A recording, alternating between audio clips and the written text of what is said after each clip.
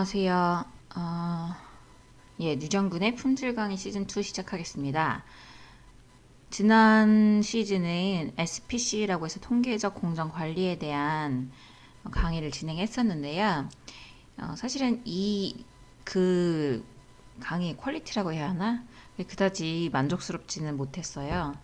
그래서 자꾸 미루다 보니까 미루는 이 퀄리티가 좋지 않아도 무조건 업로드를 하자 그런 마음에서 좀 성급하게 한 부분이 있는데 어, 글쎄 계속 하다 보면은 저 늘지 않을까 이런 마음으로 지치지 않고 매주 한 개라도 꼭 이렇게 업로드 하려고 노력하고 있습니다. 그래서 이번 시즌 2에는 그보다는 좀 나아졌으면 하는 마음으로 저희 MSA 강의를 준비했는데요. MSA라고 하면 뭐 이제 그거에 관심이 있으니까 검색해서 들어오셨겠죠? 그래서 Measurement System Analysis라고 해가지고 그냥 그대로 한국말로 번역하면 측정 시스템 분석이라고 해요. 그래서 이제 저희 지금 현재는 IATF 그 요건에 나와 있는 코어틀 5가지 중에 하나인 거죠. 그래서 어, 그것을 궁금해서 들어오시는 분들이 많이 있을 것 같은데 우선 기본적인 개념이랑 활용에 대해서 그 SPC 강의는 제가 8강으로 나눴었거든요. 이번에는 몇 강으로 나눴지 저도 잘 모르겠는데 뭐 비슷한 수준으로 강의가 진행되지 않을까 싶어요. 그래서 그렇게 시작을 해보겠습니다. 제가 아덴다를 3가지로 나눴는데 제일 먼저 개념을 잡고요. 그래서 변동을 이제 그 다음에 얘기할 거예요. 마지막으로 어떻게 분석하는지 활용을 이야기해 드리겠습니다. 여기서는 측정 시스템 변동이라고만 나왔죠. 근데 제가 SPC 하면서 제가 통계의 기본을 다 이제 강의를 했었을 거예요.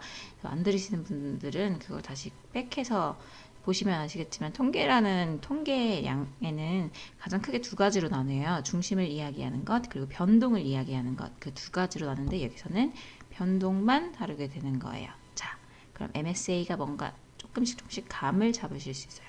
왜 평균 이야기 안 해? 주로 저희가 얘기하는 변동은 게이지 RNR에서 변동을 얘기하는 건데 뒤에 차근차근히 설명을 드릴게요. 그래서 총 3가지 개념과 변동과 분석을 이야기할 거고요. 자, 그럼 들어가기 전에 도대체 측정 시스템 분석을 왜 해야 하는가? 왜 해야 되는 거죠? 제가 대답을 기다려보겠습니다. 그냥 고객사에서 MSA 해오래. 게이지 R&R 해서 제출하래. 그래서 하는 거죠. 대부분 그러실 거예요. 자, 그러면 고객사에서 한 번 더 Y를 해보죠. 고객사에서는 왜 하라고 하는 걸까요? 야, 너네가 CO에 검사해 주잖아요. 그죠? 근데 그거 어떻게 믿어? 데이터 정확한지, 막 대충 했는지 내가 어떻게 믿어? 그리고 너는 정확하게 측정했는지 내가 궁금해. 그래서 그 데이터가 정확하다는 걸 너네가 검증해. 이렇게 생각하시면 될 것 같아요. 그래서 자, 그 데이터 정확한지 검증해. 그게 무슨 말이에요? 너네들이 하프 판정에서 내보냈잖아. 합격이라고.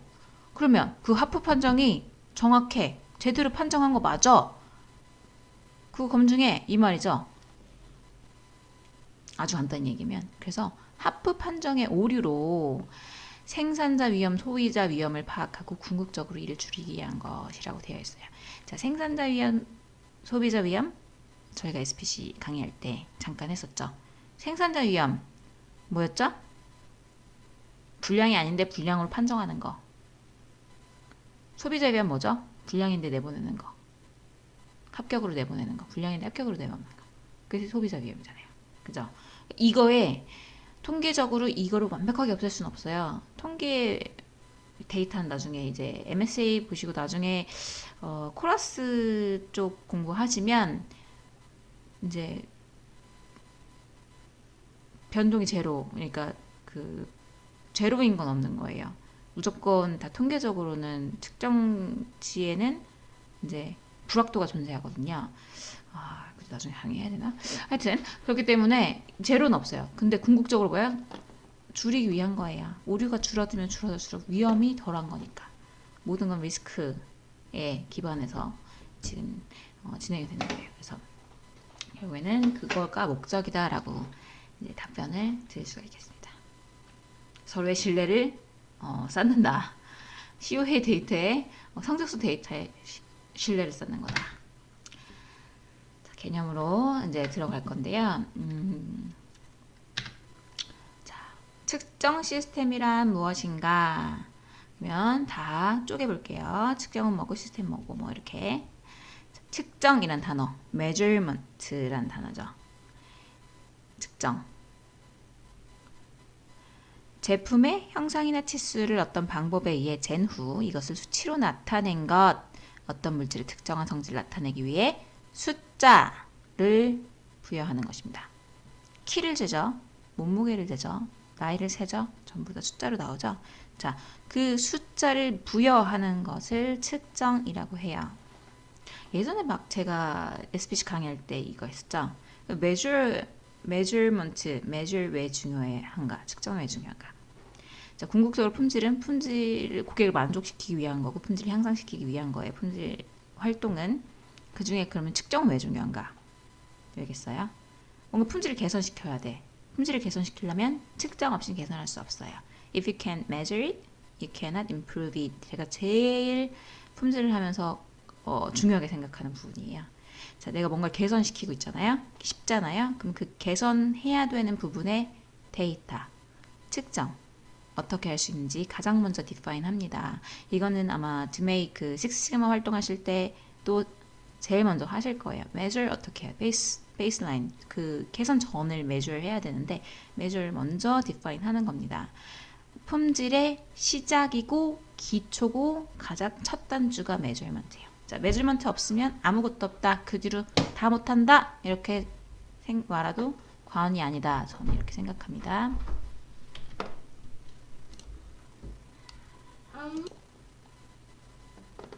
비디오 하나 측정하는데 자꾸 아기가 들어와가지고 쉽지 않네요.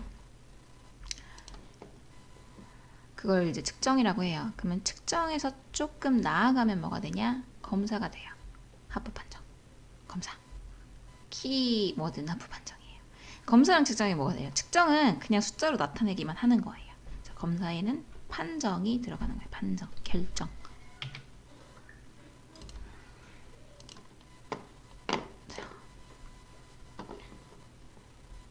그게 바로 측정이랑 검사의 차이예요. 자, 그냥 우리는 시험하시는 분들, 시험원. 그러니까 그건 시험원들이죠. 그러니까 검사하는 사람 뭐죠? 분명히 끝에 맨 마지막에 합격이냐 불합격이냐 결정을 내려줘야 돼요.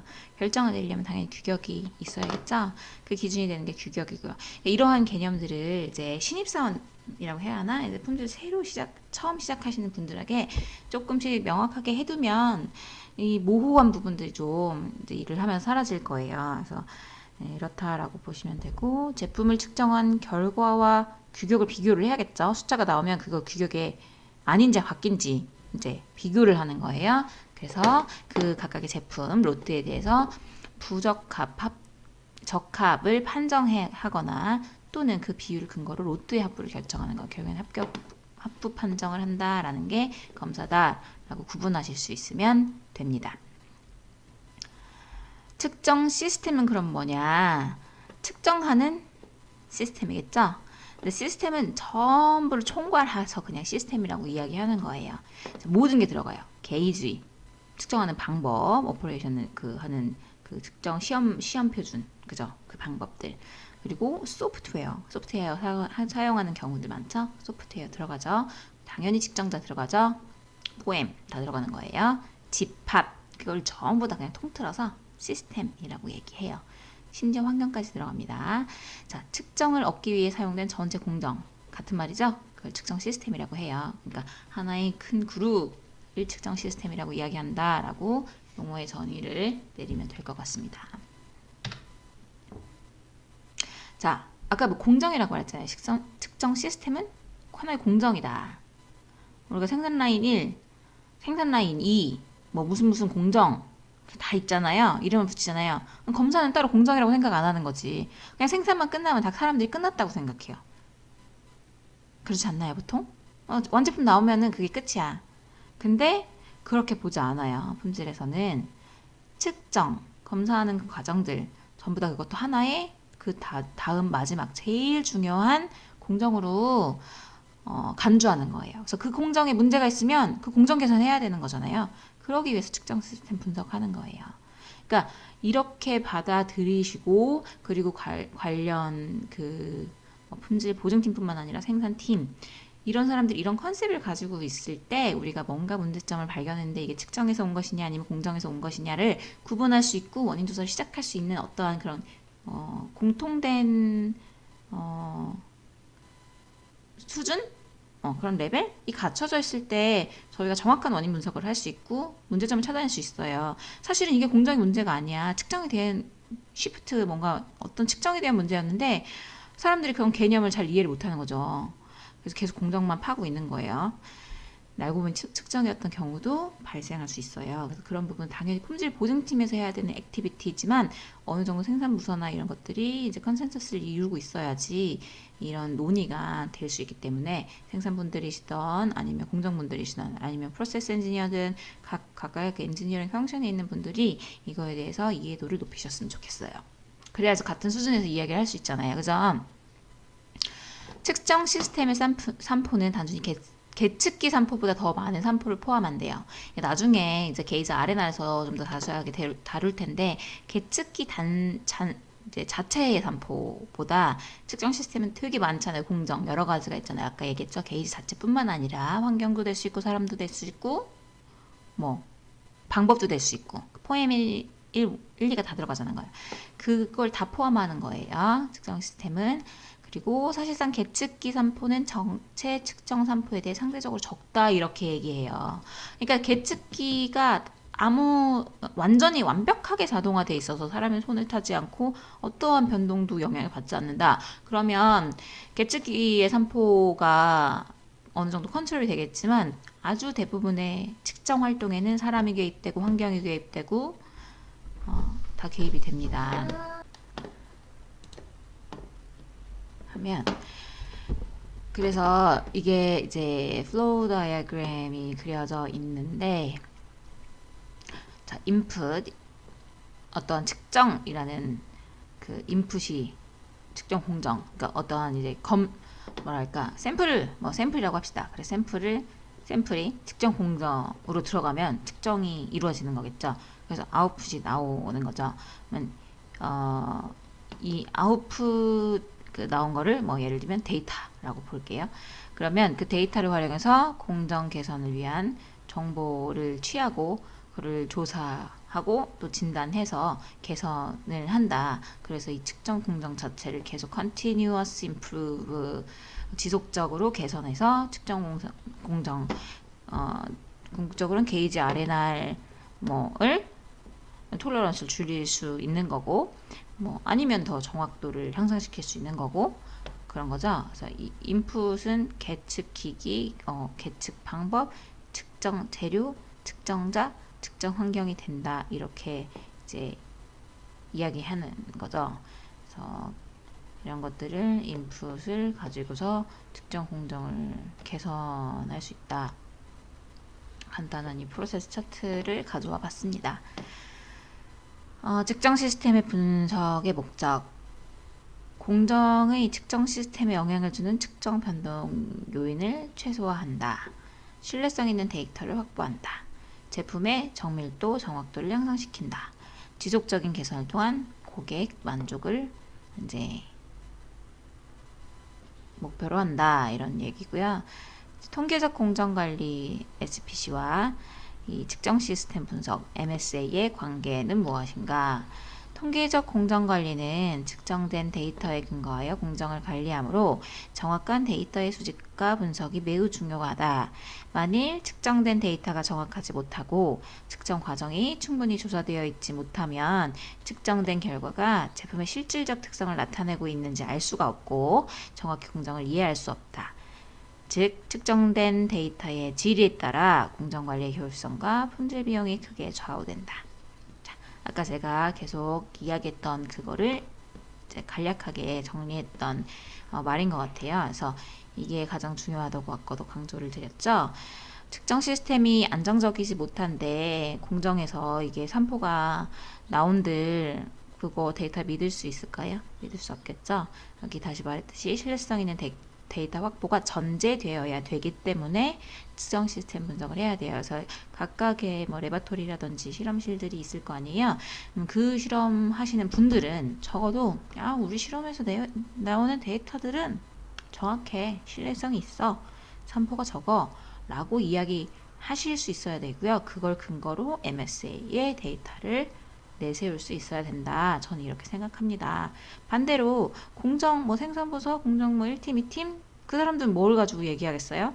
SPC 가지고 얘기하는 거예요. 공정 능력 지수 컨트롤 차트 보여주면서 야 우리 공정 봐봐 몇 시그마로 관리되고 있는지 대단하지?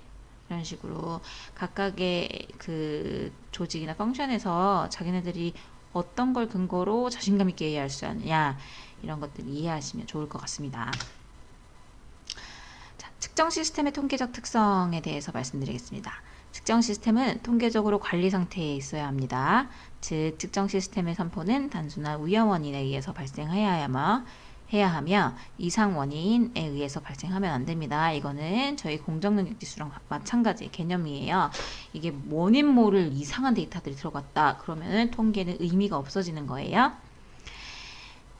측정 시스템에 파생된 산포는 제조 공정에서 파생된 산포에 비해서 반드시 작아야 해요. 이게 게이즈 R&R의 이제 컨셉이에요. 이것도 측정 시스템에서 발생된 산포라고 하면 우리가 그 테스팅하는 과정에서 발생될 수 있는 오차, 그쵸? 오차들이죠. 근데 그것들이 이제 공정에 있는 데이터 로드 간의 편차보다 더 커버리면 뭐예요? 아예 분별 능력이 없어지는 거죠. 그게 검사할 의미가 없는 거예요. 뭐하러 검사해요? 데이터가 그렇게 들쭉날쭉인데 합부 판정을 할 수가 없는 거예요.